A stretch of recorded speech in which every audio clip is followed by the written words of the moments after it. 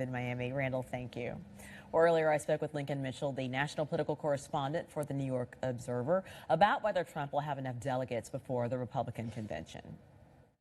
Donald Trump obviously had a very big night, yet you still hear parts of the Republican Party talking about the possibility of a brokered convention or some other nominee. Is that fan fiction? It's not fiction, but it's close. What happens now, because of the structure of the Republican primaries, is the vote to delegate ratio works more in Mr. Trump's favor. So if he consistently continues to get that 40, 42, 45, he'll be getting much higher numbers of delegates. Last night, he got 64%, roughly speaking, of the available delegates. If he continues on that pace, he will get that simple majority and be the nominee on the first ballot. Okay. The negative ads that Donald Trump has referenced, insisting that he's been the target of the most ever, hyperbole there perhaps, but whatever the case, might those ads at some point actually have an effect? Well, I was just listening to the clip you were showing here. What strikes me is he believes that. I think he believes he's been the target of more ads than anyone ever in the history of politics. What's come up against Donald Trump in the last few weeks is less than you would get in a competitive Senate race.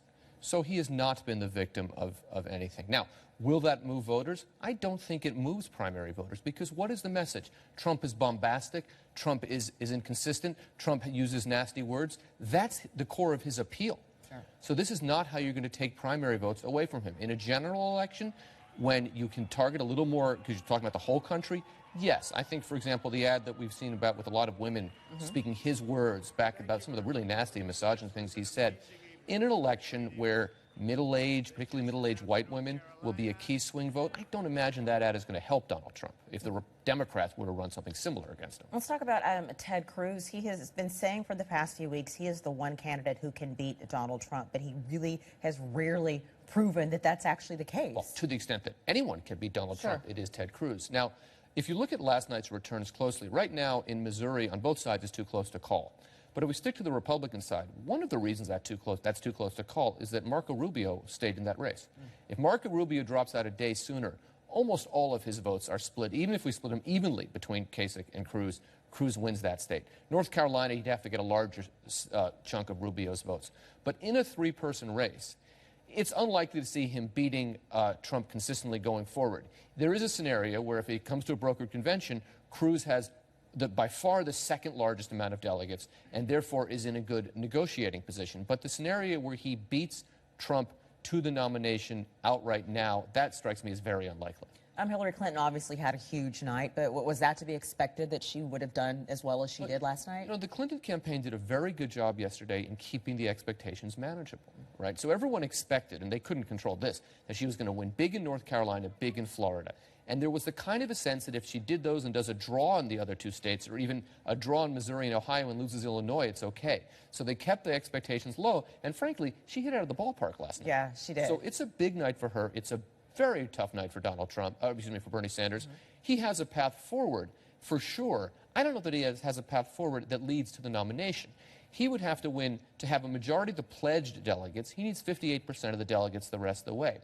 Right now, he's been at about 42 through this point. So he would really need a huge turnaround. And in some of the major states, particularly here in the Northeast, Pennsylvania, New Jersey, and New York, these are a lot of delegates at stake. In those states, those are closed primaries. That means only Democrats can vote in those primaries, and that will hurt Mr. Sanders as well.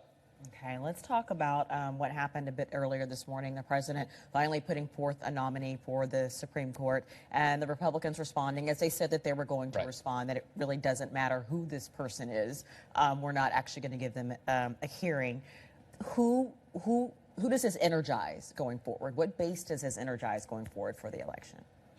It may, in fact, energize both bases, but it also helps the Democratic story towards the middle. The swing voters will hear the Democrats' story. I think it will resound better. The problem is the Republicans have backed themselves in a tough corner. On the one hand, their base, and we saw this in some of the Republican debates earlier, is saying you keep backing down, you never stand up to Obama. And now they said we're going to stand up to Obama on this, so they kind of have to. On the other hand, there's a large chunk of the swing voters that are hearing the Republicans are obstructionist. And right now, they're being very obstructionist. Now, what puzzles me about this is if I were Mitch McConnell, or if I were advising Mitch McConnell, I would have said, I understand, you can't get another Democratic nominee on this court. I get the politics of that. There's a way to do that. Have the hearing and vote against him.